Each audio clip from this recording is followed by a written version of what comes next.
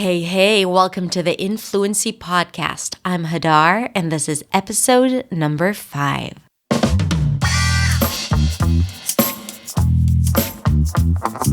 How are you doing? I hope you are well. I don't know when you are listening to this, but I'm recording this at the end of 2019.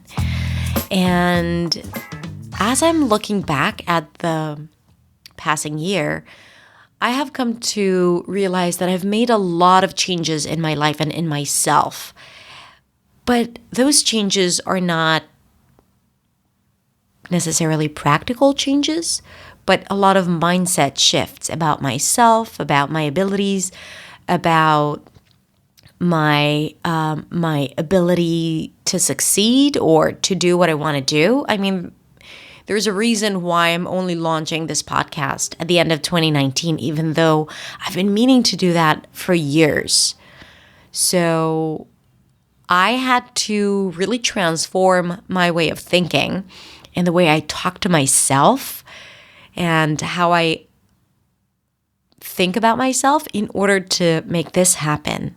And as I reflect on my personal journey and my personal growth, I also think about you. If you are a speaker of English as a second language and you don't feel confident yet, or you feel like there are some things that hold you back, or you just can't reach a breakthrough, or you're a teacher of English that you are just starting out and you feel like a fraud because your English is not perfect, or you're a seasoned teacher but you have an accent and you're afraid of teaching pronunciation because you still have an accent, which is, by the way, a ridiculous reason not to teach, but I'm going to talk about that on a different episode. But anyway, if all of those things hold you back, it's probably because you have some limiting beliefs that come across in the form of voices that you hear or things that you say to yourself. And sometimes you think of it as facts or as something that is, this is just your reality. Anyway, I'm going to talk about that in just a sec. But I wanted to just set up the scene and tell you what you're about to hear, and also to invite you to download the affirmations that we have created for you to really start 2020 on a positive, empowering note, and that we believe that these affirmations will help you really reach a mental breakthrough at least. And when you feel capable and you feel confident, then a lot of things that seem impossible right now become possible. So I invite you to download those affirmations. It's completely free and you can find the link in my show notes. Okay, so let's listen to the episode. It is the audio version of my Accents Way magazine video. I really hope you enjoy it and I can't wait to hear what you think.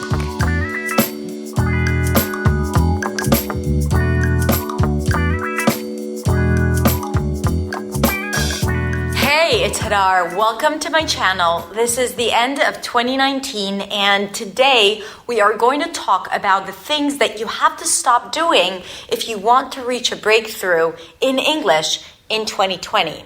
Now, if you happen to watch it not at the end of 2019, this is still relevant if you want to reach a breakthrough in the next 12 months. Now, you already know all the things that you do need to do in order to improve your fluency and your confidence, but what about all those things that you need to stop doing if you really want to reach a breakthrough? And this is exactly what we're going to talk about today. Now, this video is for you whether you're just a beginner starting to learn English and to communicate in English, or whether you are an advanced speaker and you're looking to really reach the next level. Wherever you are at, this is a must-watch for you.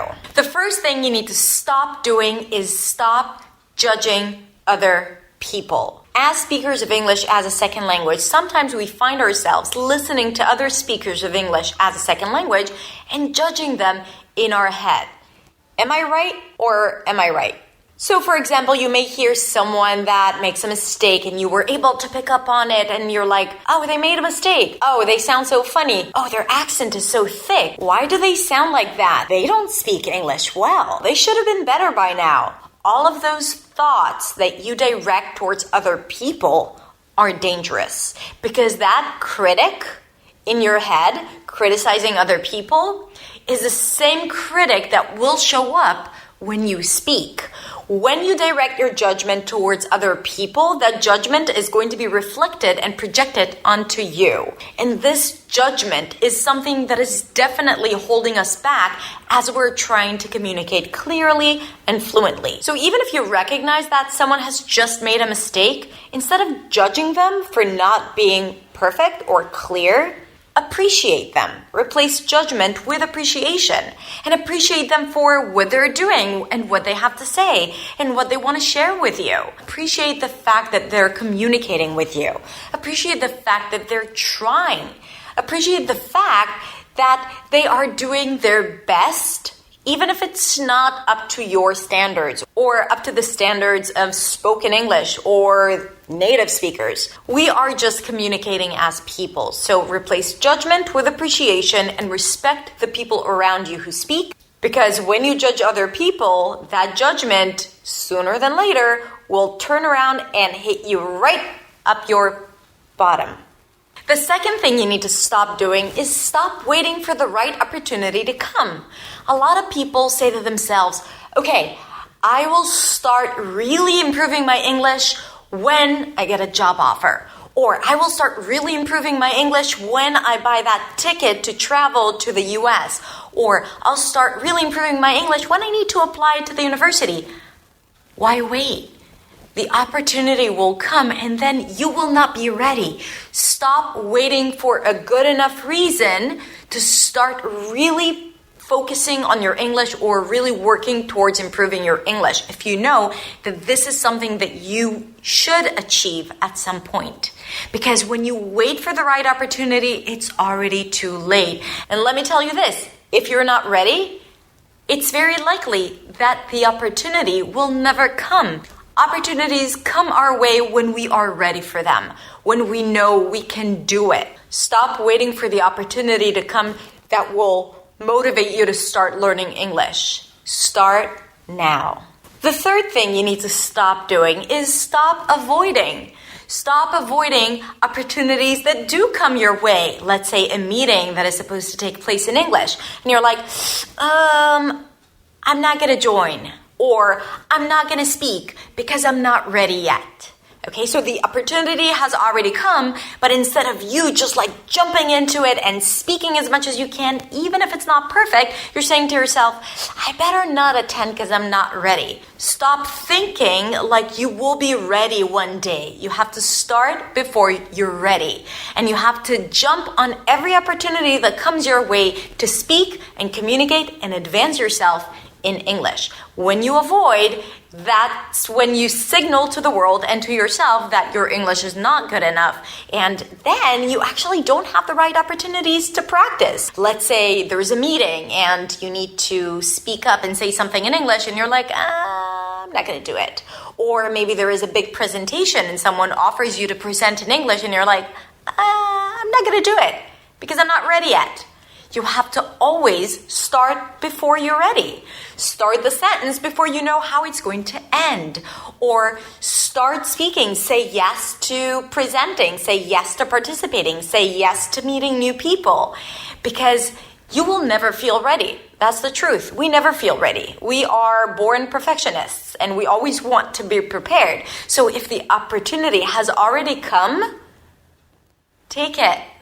Number 4, stop with the ridiculous expectations. Why are you expecting yourself to speak perfectly like a native speaker in English? And when that doesn't happen, you feel horrible and bad and stupid. How can you expect yourself to speak like a native speaker if you are not a native speaker? I'm not a native speaker, and I don't expect my English to sound like a native speaker. And if you constantly expect yourself to perform perfectly and to speak with no mistakes without getting stuck, I mean, those expectations are crippling and it causes you to freeze and not take action or to avoid. We talked about that in number 3. You have to stop with the ridiculous expectations and accept yourself with mistakes, with getting stuck, as you are, at least you are communicating, at least you're speaking. The good news, the more you do that, the better you become. The more fluent you become, the less mistakes you make, and the less times you get stuck. That's a magic cycle. But you have to start with realistic expectations, ones that you can actually fulfill and feel accomplished. Number 5, stop procrastinating. Let's say you know that you need to practice, and let's say that you're really motivated about learning English, but you just can't find the time. Why? Because it's not high up on your priority list, because you are constantly procrastinating your practice or what you need to do or when to take action. So you say to yourself, I need to improve my English. I'm not waiting for anything. I'm ready to do it. I'm just really, really busy. It's not that you're busy. It's just that you're procrastinating learning it and doing the work that you need to do. Start doing the work or start your English practice first thing in the morning. It could be by reading out loud a paragraph or scheduling a quick call with someone in English. But you gotta do it, and you have to stop procrastinating, because when we do, other things get in the way and then we really don't have time. So you gotta make it a priority, and you have to schedule it in a way that all the urgent stuff don't get in your way and prevent you from actually doing the work that you had planned to do. Stop with the negative self-talk. We already talked about the judgment you may have towards other people, but that judgment, of course, exists inside of you. That inner critic that raises his or her dirty little head every time you start speaking English. Did you just say that? That sounds funny. You have such a thick accent. Oh my God, they're gonna think you're stupid. You're simply not good enough. All those sentences that you hear in your head that stop you from communicating confidently and freely and with joy. Why do you need to feel anxious about speaking up your thoughts? You don't. So you can handle those negative thoughts. Now, I have talked a lot about speaking English with confidence and about limiting beliefs on my channel, and I'm going to link to all those videos in the description below. But I want you to now just recognize those negative thoughts and sentences that come up every time you try to communicate and flip them around. So instead of dwelling in this negative self-talk, turn each sentence into something positive and empowering. For example, you speak with a thick accent. You can turn it into, I communicate clearly in English. You sound stupid. I'm a great speaker and people love talking to me. You make mistakes. I'm smart. And I'm confident, and I know what I'm saying. Whatever works for you, whatever motivates you, a positive sentence that every time that negative thought comes up will replace it. Now, I actually prepared for you a list with affirmations to help you speak English with confidence every time that negative self-talk is starting. Okay, so this is actually going to help you stop with the negative self-talk. You can download it by clicking the link right below or clicking one of the links here. Stop consuming too much content. A lot of learners are trapped in this feeling like they just don't know enough and they need to know more and more and more. But knowledge without application of that knowledge is lost. You can't do anything with it. The more you learn without putting it to practice, the more you'll feel incompetent. Like you have no idea why English doesn't work for you. Because we tend to forget things. So you may have clarity, but clarity without putting it to action is meaningless. It's not going to help you speak better or speak confidently or speak fluently, all those things that you want to feel when you communicate in English. And a lot of times we're just sucked into watching more and more videos on YouTube or listening to podcasts or reading more books, feeling like this is what's going to make us speak better and speak fluently. But the honest truth is that it's not. Consuming more and more content without putting it to practice is just yet another form of procrastination. It would benefit you so much more that in a single week, you'll learn only one thing and spend the rest of the days just implementing that one thing every single day, let's say for 30 minutes each day, than to spend an hour a day learning different things, new things. You won't remember it, and it will just make you feel overwhelmed and incapable. Instead of like learning one thing and then implementing it and applying it, and then it will stick with you. It is so much easier to learn things and to consume content because it doesn't require you to put yourself out there. It doesn't require you to actually show up. And it's very safe because you can't make mistakes when you're watching a video, right?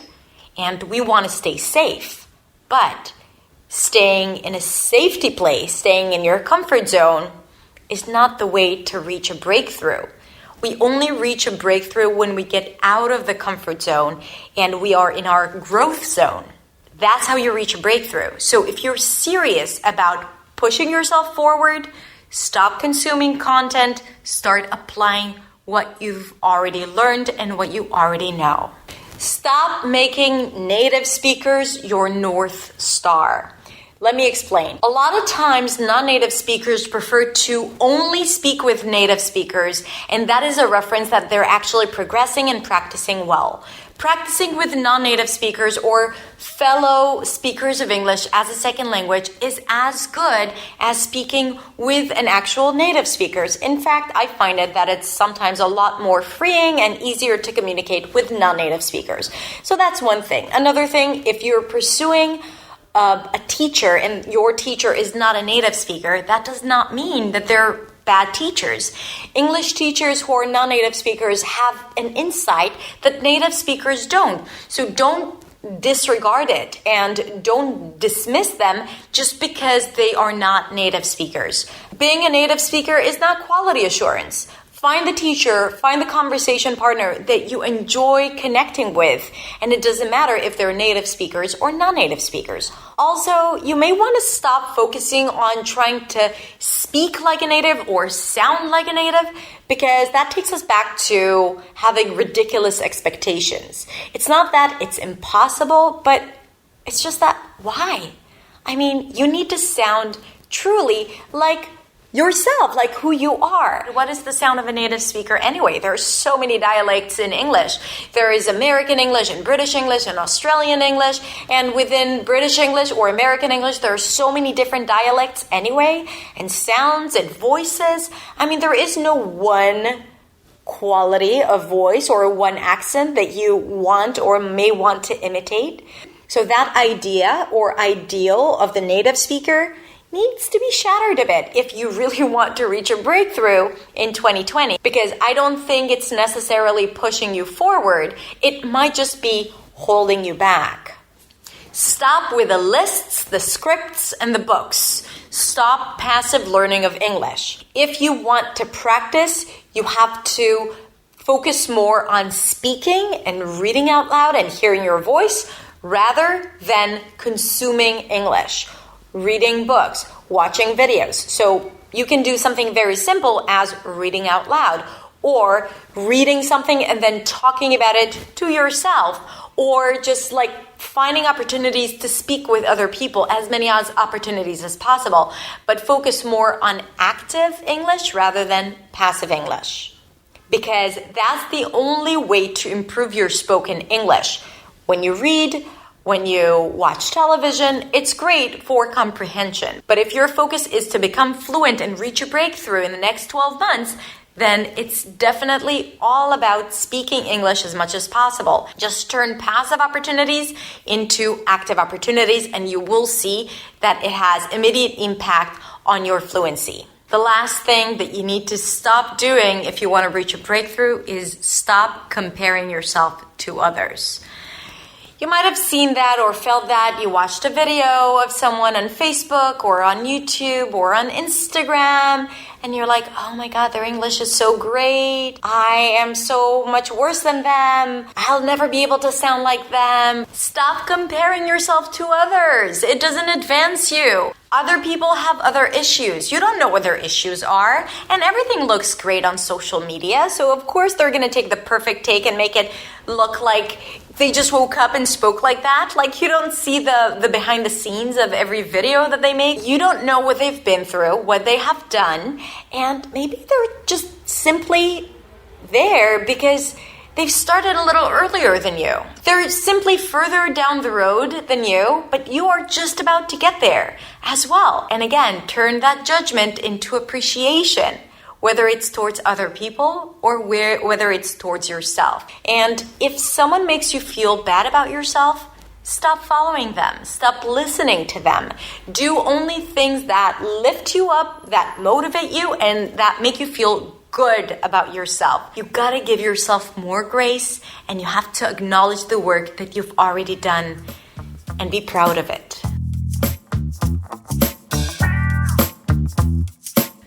Okay, now I'd love to hear what you think. So when you are done listening to this, I want you to come on over to hadar.accentsway on Instagram and send me a DM and tell me what you think. Did you like it? Did it resonate with you? Do you have any other ideas on different affirmations that you can share with the community? You can also just write it in the comments below the video. I'm going to post the link to it in the show notes.